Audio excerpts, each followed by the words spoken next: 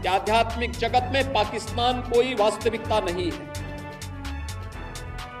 या तो उसका भारत में विलय होगा या पाकिस्तान इतिहास से समाप्त होगा, हमेशा के लिए समाप्त होगा।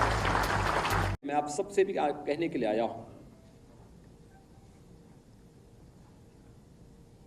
कि जो दृश्य 1947 में हुआ था वही दृश्य तो आज बांग्लादेश के अंदर हम सबको देखने को मिल रहा है। 1.5 करोड़ हिंदू किस तरीके से बांग्लादेश के अंदर आज चिल्ला चिल्ला करके अपने आप को, अपनी अस्मिता को बचाने के लिए गुहार लगा रहे हैं, और दुनिया के मुंह सिले हुए कथित सेकुलरिस्ट भारत के अंदर भी इनके मुंह सिले हुए, एक भी शब्द इनका नहीं निकल रहा है, क्योंकि उनको भय है कि अगर इन निरीह कमजोर लोगों के पक्ष में इन्होंने आवाज निकाली तो इनका वोट बैंक खिसक जाएगा।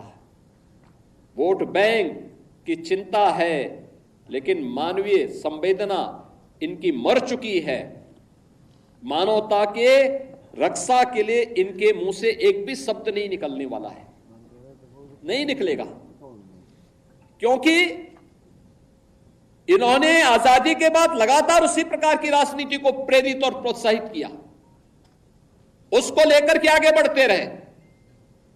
ये लगातार बांटो राज करो की उस राजनीति के तहत ये लोग देश के अंदर कार्य करते रहे। अंग्रेजों से सत्ता इन्होंने उस समय प्राप्त की। ये वास्तव में भारत की सत्ता का नेतृत्व नहीं कर रहे थे, बल्कि अंग्रेजों के ही, ब्रिटिशर के ही मानस पुत्रों के रूप में इन्होंने भारत की सत्ता को उस रूप में संचालन करना शुरू किया जैसे ब्रिटिशर इस देश के अंदर कर रहे थे। और आज उसी का दुष्परिणाम यह देश लगातार चुकाया है, अखंड हिंदुस्तान चुकाया है। लेकिन हमारा संकल्प है, महर्षि अरविंद ने जो 1947 के पहले उद्घोषणा की थी,